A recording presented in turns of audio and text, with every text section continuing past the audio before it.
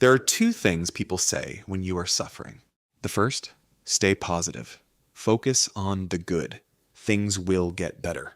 The second, and this one has become its own cultural movement, it's okay not to be okay. Both are true. Neither is enough. Stay positive tells you to look away. It's okay not to be okay.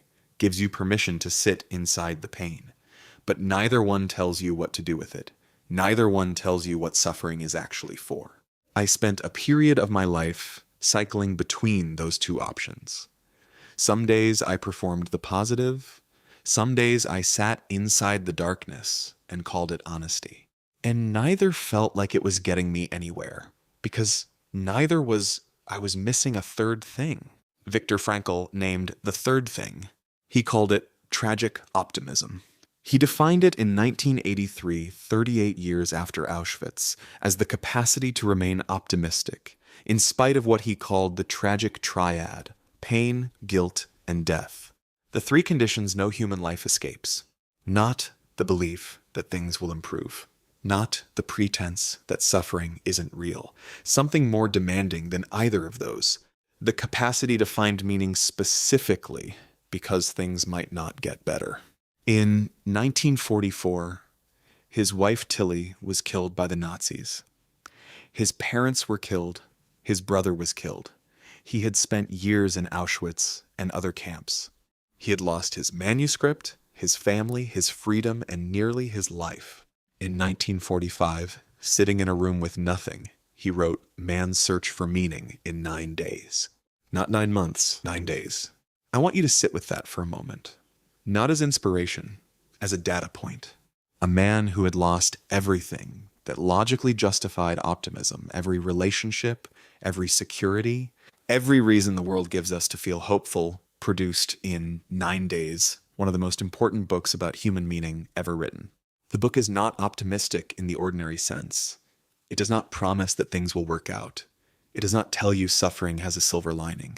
It tells you something stranger and more useful, that suffering has a purpose you can choose. And the mechanism behind that choice is something modern neuroscience has only recently been able to explain. Lisa Feldman Barrett spent 30 years studying how emotions are made. What she found changes everything about how you understand your own suffering. The hopelessness you feel is not reading the truth. It is making a prediction. Your brain assembles a forecast from 3 inputs: what has happened to you before, what your body feels right now, and what concepts you have available to make sense of it. The forecast feels like a verdict. It is not. The forecast does not update by thinking differently. It updates by doing something. The brain does not take your word for it. It takes your actions. When you build something, connect with someone, or choose a response you were not forced into, you are feeding your own prediction system new evidence. The forecast changes because the data changed. That is the mechanism Frankl discovered 40 years before the neuroscience caught up. He did not list it as a theory. He lived it. In Auschwitz, the work was carrying rocks. Meaningless by design. Frankl began using the hours to reconstruct his lost manuscript in his head, sentence by sentence, on scraps of paper stolen from the camp office. The labor was forced. The writing inside it was chosen. Same hours, different act. He held his wife's image in icy darkness. He did not know she was already dead. In his words, that image was more luminous than the sun rising. The connection was not returned. It did not need to be. The love was the act, not the reply. And when there was nothing left to do and no one left to love, there was still the choice of how to stand inside it. Frankl called this the last human freedom. Between what happens to you and how you respond, there is a space. The guards could control everything outside that space. They could not enter it. 3 sources: work, love, the attitude chosen inside suffering you did not choose. Each one feeds the brain new data. Each one interrupts the forecast. If Frankl is right, and the data from the worst laboratory available to any human being suggests he is, then tragic optimism is not primarily a comfort.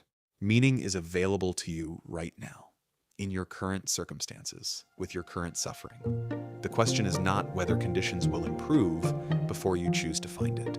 The question is what you are waiting for.